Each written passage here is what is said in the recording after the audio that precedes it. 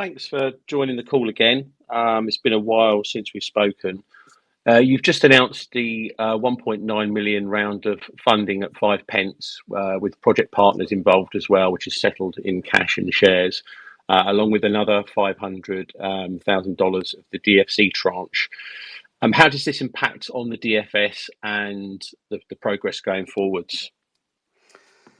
Yeah, this obviously impacts the DFS lots as we need cash to do work. That's pretty simplistic. And as you know, cash is very hard to find. And, if you don't want to raise at a substantial discount and give away lots of free warrants, finding investors at a premium is worth a lot. But mainly because they're typically long-term investors who believe in us rather than short-term punters who are just there for, a short-term gain and they're gone tomorrow. But I guess the big one for me is that we got most of our key DFS relationships to take shares instead of cash, which removes, another $1.5 million from what we'll have to pay ahead in DFS costs as cash, which makes our life a lot simpler. And it's a big endorsement of our project from them as well. So that's obviously, I think, a very good part of what we did. But I guess I also want to add that none of those shares for those parties is going to be hitting the screen anytime soon. Most of them are tied into performance, so they only get their shares delivered once they've completed the work, even though they're issued up front. And others like AET are escrowed. And all of them are long-term believers in what we're doing, why we have the project, the strategy that's differentiated from our peers, and the fact that we have a really good chance of success while those same peers are going to continue to go round and round in circles. So I guess our capital raising strategy is not for everyone. I get that. Some parties would prefer we discount heavily and raise more now to have more security of funding. I really understand that, but we'd be trading dilution for that security, and I want to really preserve the share capital to allow share price to go much higher once the market sees what we're doing and ultimately backs us. To date, we've raised obviously the $5 million from DFC for zero dilution, as it's a grant. There's no payback ever. And that's obviously hugely impacting in terms of the dilution impact overall for the DFS. Our most recent capital raise, I guess, at a premium, small premium, continues this trend, and we back ourselves to raise everything we need going forward, both for the DFS completion and for project implementation. So I hope that covers what you're really asking. Yeah, it does. And in this market, which is quite awful, to be honest, it's good that you've got money in at that level, whether people agree with that or not. It's the way of the world at the moment. And like you said, if you've gone out to the retail market, retail brokers, and said, I want £1.9 million, I bet that wouldn't have been at anything over 4p. So I think that's a good result personally, and as a shareholder. In terms of the additional funds then, so obviously that gives you a big chunk in addition to the grant, and obviously you've still got 1.5 million of the grant, I believe, to come in. Correct. Yeah, you've mentioned a strategic investor, and I've seen lots of commentary around this on bulletin boards and on X and what have you, in terms of where's this strategic investor, blah blah blah blah blah. Is it coming? And there seems to be a few people getting their sort of knickers in a twist about it. Are these people still hot? Are they? You said in the RNS in terms of that they're still around. Let's just hear it from the horse's mouth. What's your view on the strategic investor, and does that bring in you the remaining funding required if you get it to complete the DFS?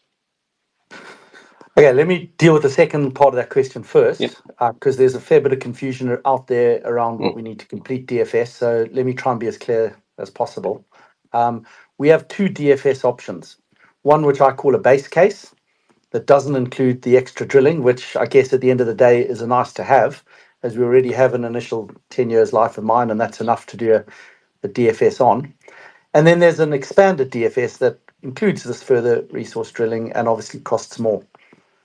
So in order to be clear about funding, if and when, and I say when, the strategic investor that we've previously mentioned inputs their £2.5 million, as we expect will be funded, and we'll be able to be funded to deliver the expanded DFS. So there of course may be something else that comes in ahead from the left field as we've introduced this downstream SPG. There always is. That's the challenge of life. But the DFS itself will be funded. So I hope that clears up that part. The the strategic investor, we fully expect this fund to invest this sum quite shortly, as they're finalising their admin issues around relocation, which has been the issue to date. And I can't put a date on it because I'm not the one relocating their fund and setting it up in a different jurisdiction, and what's been going on there is just the process of completing that. But they are 100% committed. I speak to the fund manager regularly, and they're very happy with what we're doing. But also, I want to add that if our share price was to rise before they invested, this 5p entry price that we've locked in with them would not necessarily remain 5p, i.e., it would rise. And they're okay with that because they've seen us de-risk significantly over the period we've been waiting for their funds. So it's a bit of a quid pro quo. So yeah, I'm confident. I can't really say much more than that. And just to pick up on that, because I did see someone make a comment around why would retail investors invest in the company at more than 5p if someone's going to come in at 5 pence? Well, obviously it secures the funding and then it takes you right through to, project financing and what have you. But that fund, for example, as you say, if they come in at 5 pence, on the market today, you couldn't buy, £2 million worth of stock for 5 pence, right? The share price would probably shoot up to 10p. So I guess that's why you're saying that wherever the share price is at the time, they'll be happy with that because they're taking a stake in the company, and you can't just get a stake in a company at 5 pence on the market, right? So I guess this is where you're coming from in terms of saying that they'd be happy to pay higher if the share price was higher. Yeah, they like what we are saying, what we're delivering, what our strategy looks like. They can see, because I've had extensive discussions, they've done a lot of due diligence. They can see that over time, we have the opportunity to really deliver something different from our peers and pretty unique and ultimately valuable. So, they're not going to pick holes around 5p or 6p, even 7p. They have taken longer than they said they would to come on board. And so, if they take too long and the share price rises, then so be it. They'll come in at a different level. Going back to what you just said a minute ago, I don't think we could go out and raise £2.5 million at 5p tomorrow either. There's obviously discounts if I go to other parties. So, it's valuable for us to bring in this party. I think they'll be a very good shareholder, and I'm going to stick with them for now. We've obviously just raised enough money to keep moving. So I don't need that money tomorrow. But I'm hoping it's going to come in the near term because it's been too long. I think most people have probably pointed that out, and I agree. But it's out of my hands, and obviously we'll wait for that to happen. Yeah. Okay. All right then. Well, I think that's covers the funding side. Then hopefully that answers questions that I've seen sort of floating around on the boards, etc. So the DFS itself, then. So you're doing a 600-ton bulk test program. Yeah. And where are you with that at the moment? Do you also think the market actually realises the level of test work you're doing? Because 600-ton test work program. I've not seen any other mining companies do that sort of level of, if you like, test work. And I know that you've said before, graphite, you have to do it. But how are you getting on with that? And what's the timeline around completion of that? And what other DFS activities are being progressed alongside that? I mean, it's absolutely necessary. Those graphite companies that are not going through a pre-qualification program or process will not sell their product into the market, full stop. I mean, they may sell it into the secondary or third market, but they're not going to get the tier one. So it's absolutely necessary. You either build a pilot plant and do it at your site, which is probably the best scenario, but it costs more and takes more time, or you utilize the existing facilities like we've done. And I think the sort of intangible advantage of what we've done is we've created some very strong relationships in China and in Asia in general because of the program that we're doing. We're working with these people all the time. So, and that's got some big implications in terms of the downstream processing that we'll probably touch on later. But it's nearing completion. So we've completed all of that 600 tons is now gone into concentrate. that concentrate's been moved across to our SPG partner, and they are underway with turning that into a 90, well, the portion that's small flake, obviously, into a 99.95% concentrate. So it's going to take probably another couple of weeks to complete that. We're a little bit behind. I mean, we were hoping to complete it by the end of July. I think it's probably going to be into mid-August. But, when all's said and done, a couple of weeks is neither here nor there, really. Most important thing is that they do it properly and they get the test work to prove that our product goes up to that level, because the same partner that's doing the work is the partner that we want to help us build and operate and manage a downstream facility. So they're having a first-hand look at our product right now. And obviously, if that's successful, that's going to go a long way towards us moving forward into a joint venture relationship. So it's happening. Once that's completed, so middle of next month, I guess at the latest, it gets sent off to various offtake OEM partners that we want to deal with. I don't really want to mention their names, but the market's fully aware of who we're talking to. The fact that we're over in South Korea obviously gives away a little bit, but there's plenty of other parties that we're talking to and would like to, create offtake relationships with as well. So once you get the tick in the box, we're there, we're ready, we can go and talk to anybody. And yeah, it's going well. I mean, I don't think that we could have really done anything differently. There's a lot of moving parts to these programs, so it does take a bit of time. We're dealing with a lot of things in a lot of different countries. So our team has worked very, very hard to do this pre-qualification in record time. Most of the other graphite companies have taken years to do this, and we would have finished the whole thing in 18 months or less. So, and got successful results. So I really can't ask for more. Yeah, So is that that's partly because of the DFC grant you've had as well? Because all of this, these guys that are doing the SPG test work and the other work on the concentrate and stuff like that, do you sort of have to pay them for that, or are they doing it Oh because yeah, no, yeah, absolutely. yeah. They're processing graphite. They're charging us, and it's a But so they get significant one of our. It's a significant DFS cost. So yeah. yes, the DFC funding has absolutely helped in that regard. Although, DFC funding is actually not able to pay any Chinese processing partners. So that part of it we've had to pay ourselves, and Ah, then right. obviously So that's why you other got a bit of a costs the balancing act. DFC are Yeah, paying for. So it's a yeah. balancing act of us using money for this and using money for that.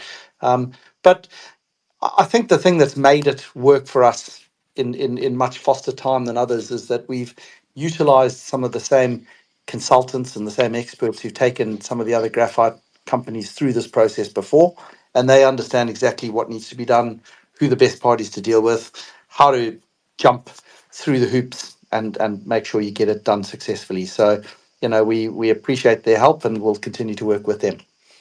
So after all this pre-qualification test work, you've already got a MOU on the larger flake graphite, which you announced recently. Are you looking to basically get more MOUs in place for the different sizes of graphite flake, so that you've got, if you like, relationships set up going into sort of binding agreements? Is that how you're playing it? Yeah. So Yeah. we'll move to offtake, obviously, after qualification. This particular test work is all around the small flake because it's all the testing that's going through to the battery, and that's small flake product. So once we've qualified, we can move to offtake agreements. We have a few parties that we're talking to. So, we've got to obviously bring them all in, give them product, and let them go away, put it through their facilities, and then we start talking to them. And yes, absolutely, I want to end up with a non-binding offtake agreement out of that. It can only shift into binding, once we've got certainty. I don't want to Mm. lock us into anything binding before I know I can fund a project and take it into production and complete a DFS. So it has to stay non-binding for now, but that's okay, because it says we like your product, we want your product, we'll take plenty of it, subject to you going into production. So the next step is for us to take that and go and get the funding partners and, move it forward from that perspective. The large flake product, we announced 15,000 tonne MOU with Gillen a couple of weeks ago, maybe even a month or two ago. But we could sell all of our large flake product tomorrow. We the ones that held back on capping it at 15,000 tonnes, because I would very much like to bring in some Western offtake partners for the large flag product. There's not many of them, and they don't take big quantities, but they're out there, and I think it'll help our cause with the DFC and other partners in terms of funding to try and bring some more Western off-takers into the mix. So, yeah, we'll continue to work through that as well. But the off-take agreements are going to start happening after we complete this process of qualification for sure. Okay. Before we talk about the SPG element, just something that came to my mind. Have you got any visibility on graphite pricing at the moment? I know it's quite difficult because a lot of these things aren't very transparent. But is obviously there's been a talk about a graphite deficit, and we're getting, we're getting closer and closer to when that's supposed to kick in, or if it has kicked in, I don't know. But are you seeing any uplift in graphite pricing at all? No, is the answer to that. I think the prices for natural flake graphite concentrate, which is what almost everybody's talking about selling, have remained very static. And, I don't necessarily see them growing or moving anytime soon. And, in a general sense, my view is that the prices that are being touted by the likes of BMI and Foss Markets and other people are simply wrong. They would probably stand up now and argue with me that people are selling graphite at those prices, but I would suggest that they're selling very small quantities. And no mine can go into production of just producing and selling small quantities. We will have to sell commercial scale. So if you're talking commercial scale, the prices are much lower. And, that's the single biggest factor that's putting pressure on most of the graphite companies, why they can't go forward. Many of them have been in DFS stage for 10 years, and they can't go forward into production because they're really just going round and round and round, hoping and praying that the graphite price will go up so that they can start to sell a product at something like a profitable margin.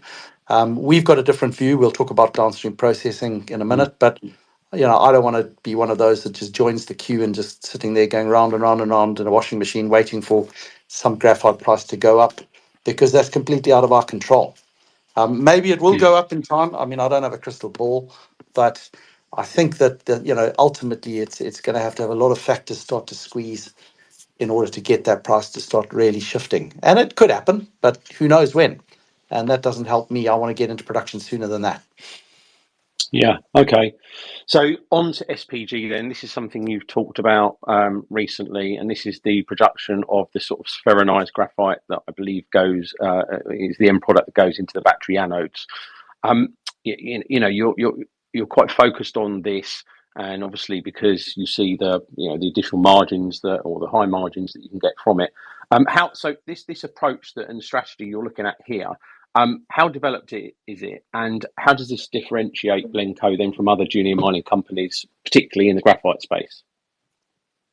Well, Darren, here's the quandary, and I've presented it in our presentation, which I think is on our website, and I've talked about it so people are aware that I'm sort of standing here banging on my drum.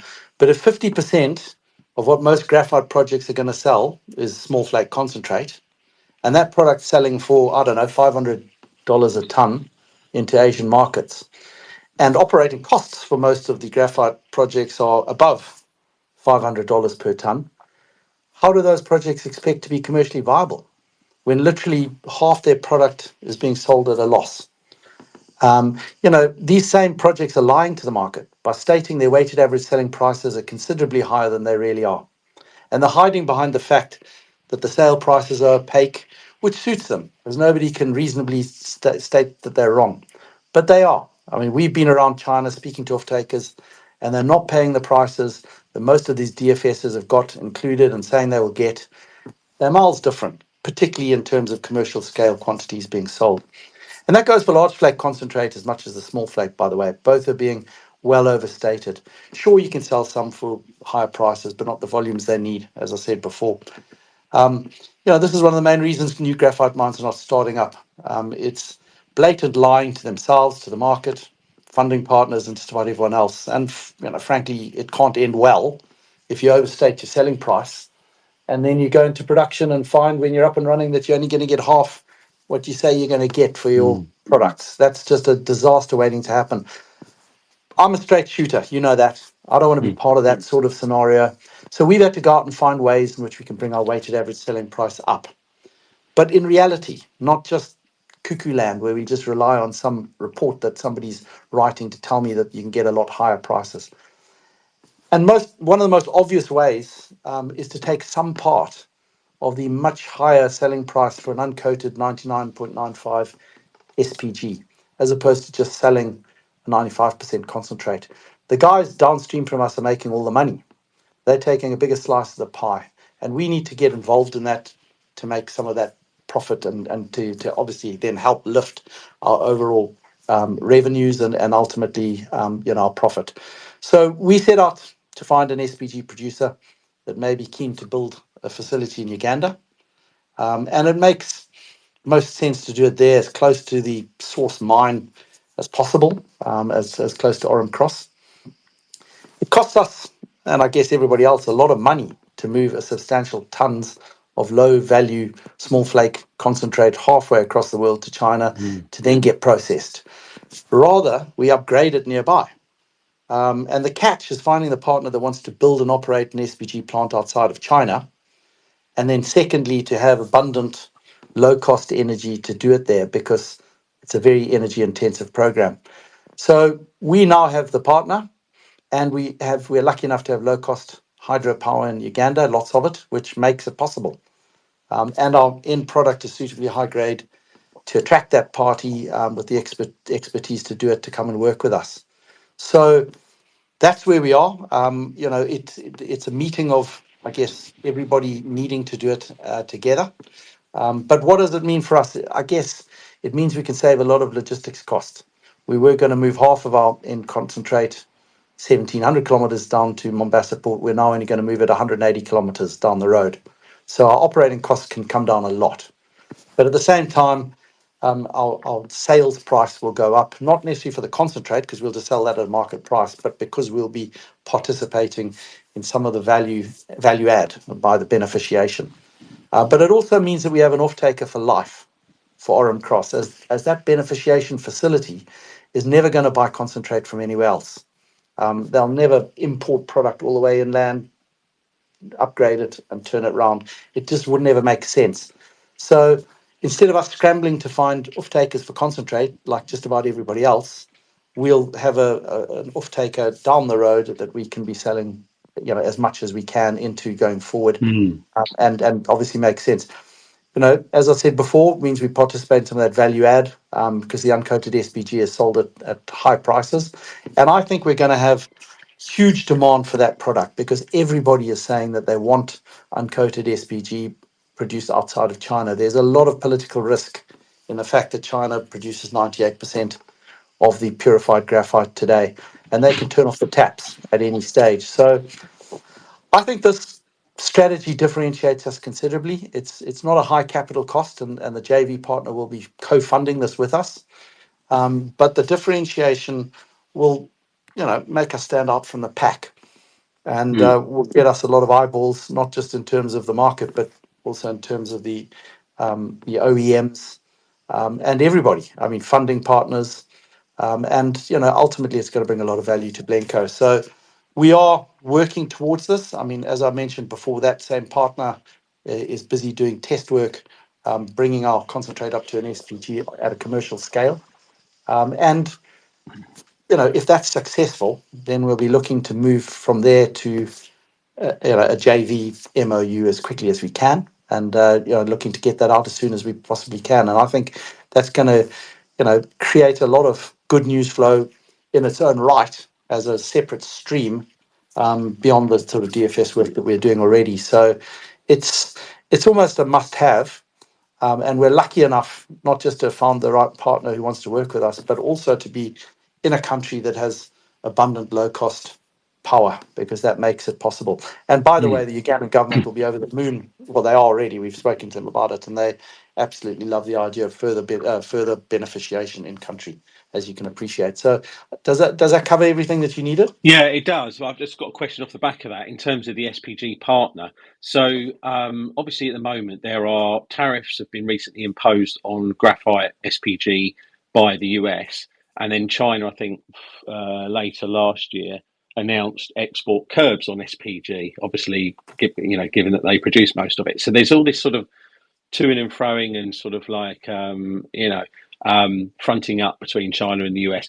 This partner, if they're a Chinese-based entity, would they be able to, as a parent company, having been involved in this in-country SPG facility, would that allow them to navigate around some of these issues because they would have an interest in this other independent company with Blencowe or something that can ship stuff wherever they want because it's coming from Uganda?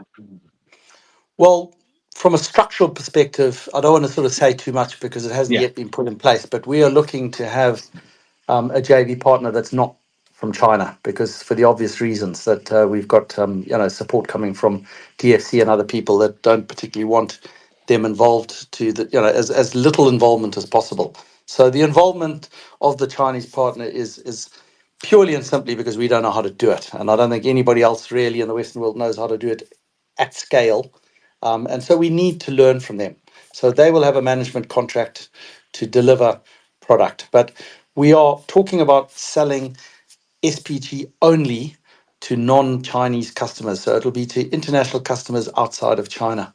And Ah. that creates a huge benefit, I guess, for people like the DFC to see that we're not doing this to send product into China. Mm. But I think it's going to create huge demand for the product because everybody, I mean, when we were sitting in POSCO's office not too long ago, they're like everybody else, like very concerned. The Chinese government suddenly decides they want to stop all exports of purified graphite, and so they don't get it. But equally, the Chinese company that's making it can't sell it, so they've also got a problem. So they want to create a supply chain for this product outside of China where it's not under the government's control.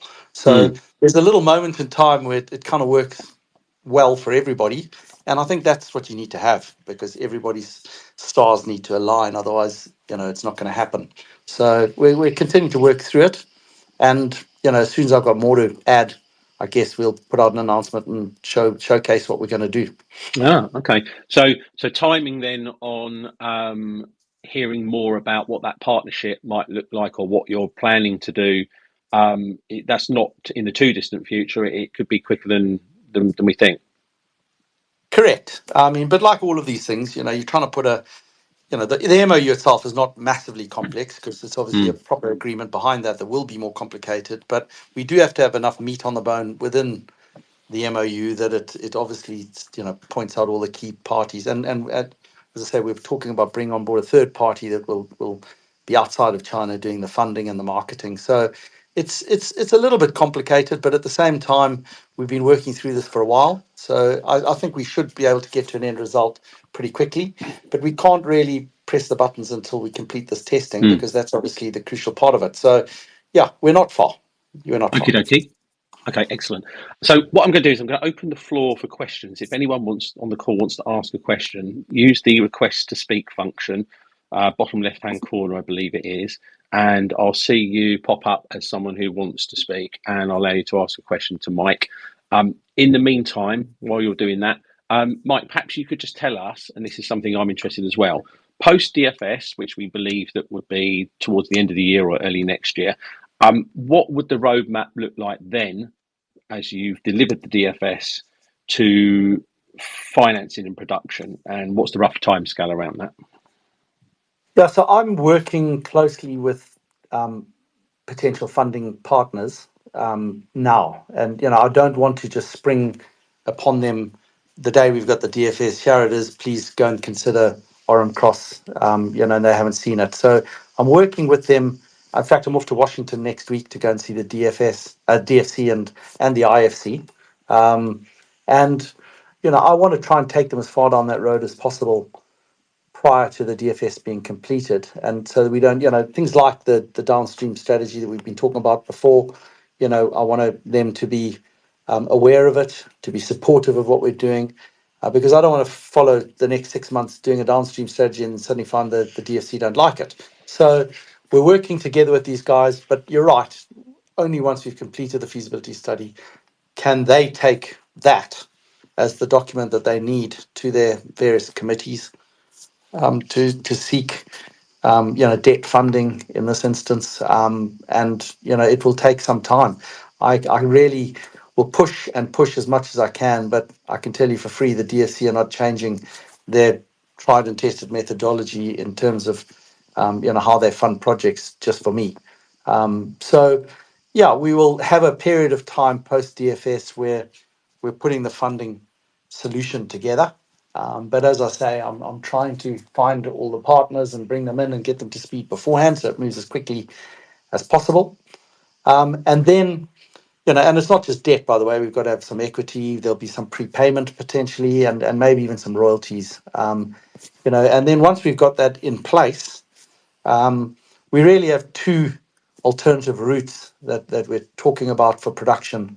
One is a smaller plant to start up with, where we spend less capital and thus less risk to get our feet on the ground and put management in place, deliver end product to the specifications that we need and that our off-takers want. And then the other alternative is to start with a much larger production scenario immediately, which will cost more, and has more risk, but it gets us scaling up a lot quicker. And I'm going to be looking at both alternatives. I'm going to have a plan A and a plan B within the DFS because both have merit. I mean, there's a lot of merit for starting smaller and just learning our trade, because you have to deliver the end quality that people are looking for. Otherwise, you just don't make the sales.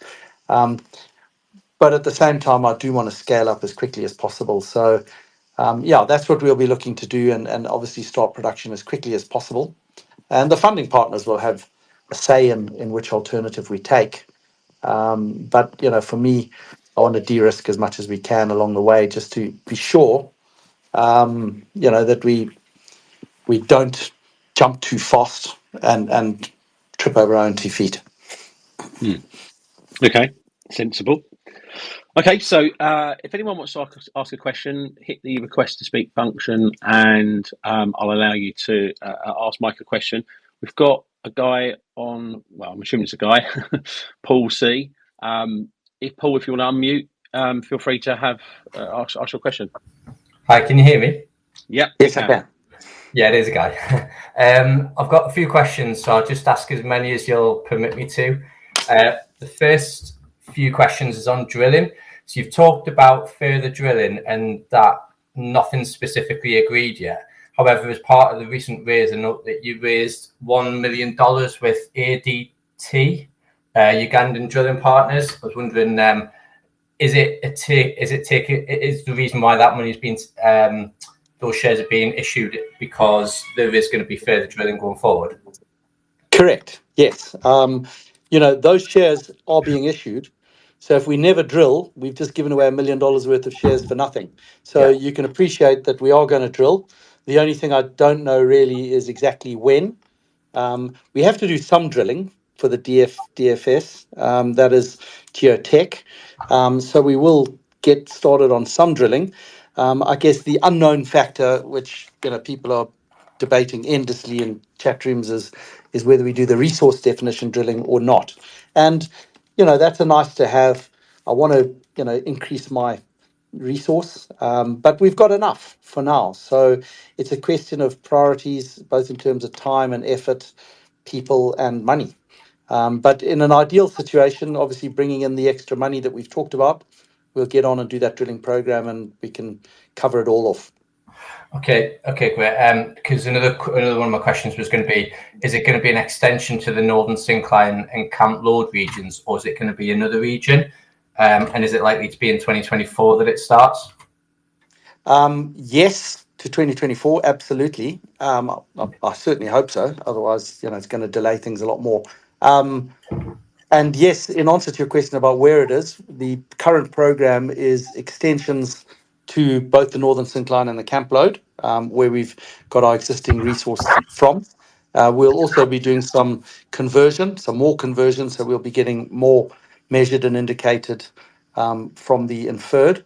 But we're also looking to do a pretty substantial program stepping out to a completely new area so that we can showcase the size and scale of Oram Cross. We've talked about this as 2 to 3 billion tons for a long time, but we've only been drilling in one area. Now, I think it would be great to go out there and bang some holes into a different place, come up with some decent numbers, and show that there's graphite everywhere.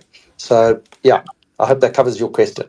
It does, yeah. At least a follow-on question, actually, because you previously talked about small flake graphite needing pre-approval for battery manufacturers, and you've also mentioned that different locations have different varying chemical characteristics. So, given that we've got 2,000 kilometers worth of license area, does this mean that we'll need to do different pre-qualification for different areas? It's not 2,000 kilometers, by the way. That's a huge area. That's more than the country is, the size of the country. It's much smaller than that. But what we will do is we'll limit our drilling to where we've got our mining license. So we've got a lot of tenement area that we've got exploration licenses, and then we've got the one area where we've got our mining license. And it makes sense to do drilling in that space because everything that we drill there can obviously be mined. So yeah, it will, we will have we expect to have the same quality of product from if we step out, a couple of kilometers away to do that work. I can't say for certain that it will. We're obviously going to have to do the testing. But the entire DFS is run off the back of the Northern Syncline and Camp Load. So we know what those characteristics look like because we've tested it everywhere. Okay, great. So just a couple on offtake agreements then. So what do you see as the key reasons for securing non-binding offtake agreements with someone like POSCO, for example? And how might that help with funding discussions? Sorry, I didn't understand your question. What are the reasons for securing an offtake agreement? What do you see? We have to sell our product. But if it's non-binding, I suppose the question would be, what's the benefit of having a non-binding agreement?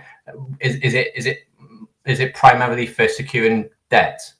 No, Paul. To be clear, you cannot just jump from nowhere to a binding offtake agreement. At least I've never seen that. You have to go step by step by step. First step would ideally be just an MOU to say we're working together with somebody like POSCO. And then the next step would be to move to a non-binding offtake agreement. And that agreement, as I think I touched on earlier when we were talking about it with Darren, is there to show that we've done the testing, they've done the testing on our product, they like it, they want it. And it would be a binding offtake agreement if the mine was up and running, because we'd have product and we'd be in production. But because we're not in production and there's still some risk, and that risk is, number one, what if the DFS doesn't work out for whatever reason? And number two, what if the funding partners don't come on board and we never raise the $100 million to go into production? So if there's risk, we cannot lock our company into a binding offtake agreement that says we will deliver X tons of concentrate or whatever it may be on a date for a price. We can't do that because there's a risk that we may not be able to deliver into that. And as such, we'd be liable and we'd bankrupt our company in a breath in one instant. So you have to go through a non-binding. Everybody is saying they want to do it. And then as soon as we lock down funding, DFS, and all the last pieces of the puzzle, then we can very quickly convert a non-binding to a binding. So the non-binding is very close to the binding, just without the bindingness associated with it. Okay, so is it fair to expect that following the completion of the DFS, that non-binding agreements will become binding relatively shortly? Yes, absolutely. I mean, it wouldn't be the day after the DFS is completed because we'd want to get certainty around funding. But as soon as the funding is certain and we know we can build a mine, then definitely we'll be blocking it down to binding for sure. Okay, and in terms of offtake agreements, then what impact? You said you'd seen no impact in the graphite prices at the moment, no changes. But going forward, if they do become a bit more volatile, how do the offtake agreements factor this in? Well, because you basically link your price at a future date to a market price. And so if the price, 2 years from now, once the project is built, if the market price has doubled, then your offtake contract would double accordingly. In a simplistic manner. I mean, it'd be linked to a lot of other things, but it would be linked to a market price. Okay, Fantastic. A couple on SPG now. Can you talk to me a little bit about the impact on the project economics of going down the SPG route versus not going down the SPG route? Well, we covered this quite extensively earlier, but I mean, frankly, if you can lift, we've got to lift the half of our end product, which is small flake concentrate. We've got to lift the value of that so that we're making money. I mean, at the moment, we're making very little money selling that into Asian markets at the Asian market prices. And by putting together an SPG, a downstream SPG facility and strategy, we're effectively turning a $500 per ton concentrate into a $2,500 per ton uncoated SPG product. And so you can appreciate that's worth a lot more, brings a lot more value to us. I'm sure we're going to have to share that with JV partners, but the value add for that makes a lot of sense in terms of, not only what we get as commercial outcome, but also the fact that we've got a locked-in offtake partner for life in that regard. So, there's a lot of big advantages. I think we touched on them earlier, so I don't want to go through them all over again. Otherwise, there'll be other questions to come. But it makes a lot of sense, and the market's screaming for it. The DFC, that's one of their primary goals, is to, open up the critical mineral supply chain, and us doing this will be obviously a big step in that direction. So it's advantageous in so many different ways. I could probably sit here and bang on for an hour, but it's a good route to take. We've just got to do it properly. Okay, and in terms of timescales, how long is it likely to be after the project initially starts that the SPG part of the project happens? Well, we would want to start it as soon as we ramp up to 50,000 tons of concentrate. We'd want to have that SPG plant ready to go as soon thereafter. So, assuming that we have necessary funding in place to do both, we would be looking to build them almost simultaneously, and therefore, be producing a small flake concentrate into the SPG plant, as quickly as we possibly can, because that's the value add. That's why we're doing it. So, just to butt in there quickly, Mike. Yeah. Does that mean the DFS you're going to produce will have an SPG processing plant built into it, or Yes. is it going to be an add-on? It will be part of the whole DFS package, but we're obviously going to have an Orem cross package, and we'll have a downstream SPG package. But it'll So all we be could part see of something. one. Okay, so we could see something quite different to the PFS then in terms of Absolutely. economics. 100%. Okay, interesting. Right. All right. Yeah. Sorry. Thanks. Carry on, Paul. Just last question from me, Mike. What do you think is fair share price at the moment? Oh, look, who knows? I mean, I cannot believe that a company that's got 2 billion tons, we've done a lot of drilling, we've done a lot of test work, we've done a lot of studies, we've got an enormous amount of the processing to get qualified, to get offtake contracts. We've even got an first MOU. I mean, I can sit here for hours banging on about what we've got and what we've done, that it can still be worth, 10, 12 million pounds. I mean, I think that's ridiculous. And I think part of the problem is that, most of our peers, if you look at their share prices, have literally tanked over the last couple of years. And so, the general market is looking at graphite and saying, we need a winner. We need somebody to give us the confidence to back this space, to obviously put our money into something which is not producing too many winners to date. So, our job, together with perhaps a few others, which I've got plenty of respect for, is to try and be that winner, to try and continue to kick the goals, continue to do what we say, to show the market that we're not just sitting back hoping for the share price, the graphite prices to go up, and then I think the market will react. Part of it has been, I guess, funding. We've obviously talked about a funding party coming in that hasn't yet come in. So, hopefully once they come in, that ticks a few more boxes. But I just, frankly, I'm pretty shocked and surprised it's at this level. But my job is to keep adding value, and add more value, and add more value, and add more value, and de-risk more and more, and ultimately, the market will see what we've got, because some of the big off-takers and some of the big strategics out there are definitely taking notice. It's probably just the market that isn't. But I expect that to some extent because graphite's complicated and people, don't really necessarily understand it too well. So it's not as mainstream as other things. So, we've got to do twice as much work to get the same result. But, I don't sit and cry about it. I just get on with my job and try and add more value and see where that takes us. I don't think it's just graphite, to be honest, Mike. Although that will will be a factor. If you look around, lots of junior mining companies at the moment, there seems to be sort of, especially listed on the London market. I'm not so sure about ASX, but I think that's suffering the same woes. Is that the markets generally don't believe that small junior mining companies can raise high amounts of capital, and therefore there'll never be a valid investment. But I guess this is what we've been discussing today: is what differentiates Blencowe from other junior mining companies. And obviously, Yeah, you've got that's a very good point. yeah. Sorry to interrupt there, Darren, is that, there's differentiation on two fronts.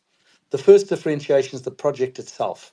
We are one of the very, very, very few graphite projects that has low operating costs, very low operating costs. We have also got very low capital costs to start up.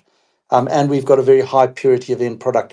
All three of those are critical to take a project into production successfully. If you're missing one of those, you're in trouble.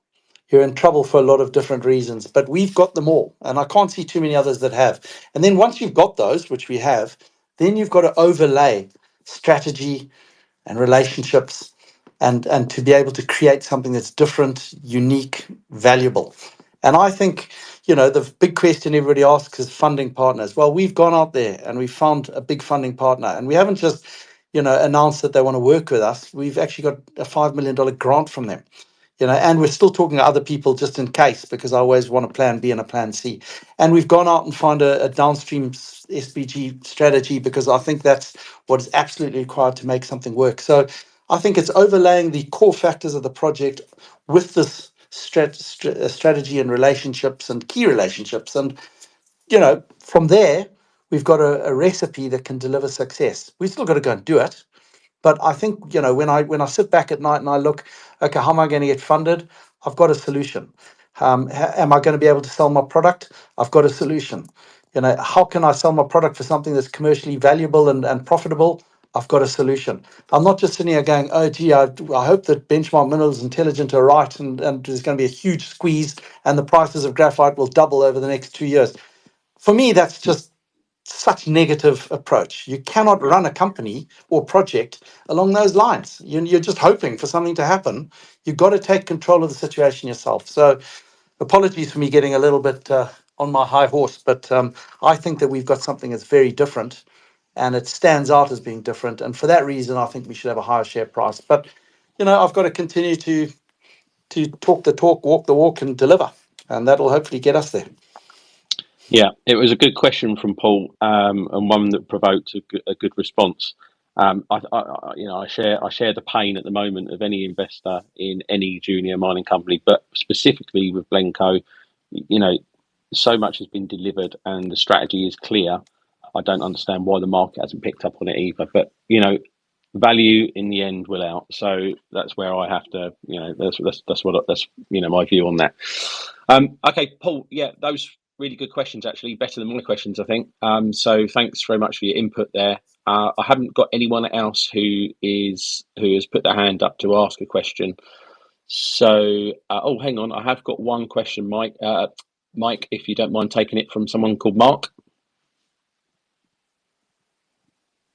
Sure. Just gonna add him as a speaker. Mark, hopefully you'll be able to speak. Yeah, Mark, if you unmute yourself, you can fire away. Hi, Mike. Hi, Darren. Listen, guys, apologies I joined late, so I've probably missed so much. But just extending that theme about London market and obviously the value disconnect that we have in the resource sector, have you guys discussed, any other viable pathways as far as market listings are concerned? And are you looking outside of the UK? We're not actively doing that, Mark, at the moment because, number one, it would take 6 months to go and dual list somewhere else. And by the time I've done 6 months, we've nearly finished our DFS anyway. So the whole point of trying to do it, I guess we'd lose. There may come a time where we may look to dual list somewhere else. I've got another very exciting initiative that I'm working on at the moment, which I won't say anything more about until we've got something more tangible to say. But that may lean towards us perhaps having another listing elsewhere. But for now, we've got enough work to do to complete this feasibility study, adding in this obviously downstream strategy, downstream processing, and I don't need to be worrying about another listing. Many people go and list another market thinking it's the holy grail, but they find that the grass is just not greener on the other side of the fence. So, we've got to appeal to what I think is a pretty sophisticated market in the UK. I mean, people there are smart enough to work out 1+1 = 2, and we've just got to do our job and continue to do our job, and I think that will bring the results. Yeah, thank you, Mike. Cheers. Okay. Okay, thanks for the question there, Mark. Okay, right. Well, I think that's it, Mike. So we can probably wrap up and allow you to go and have some dinner. It's probably about 8 o'clock or moving towards 8 o'clock your time. So thanks very much for joining again today. Really valuable session, and obviously, hopefully, we'll get to chat again in the future. Yeah, no, Darren, thank you very much. I just want to thank everybody who's come along and listened, because I know it's the middle of your day there, and people work and have got lots of things going on. So I appreciate taking the time. Hopefully we've answered most of the questions, and just keep watching. We're just going to keep knocking goals and kicking goals and doing everything else we can to showcase what we've got. So thanks again, and I appreciate you taking the time yourself. Okay, thanks, Mike. Cheers, guys. Thank you.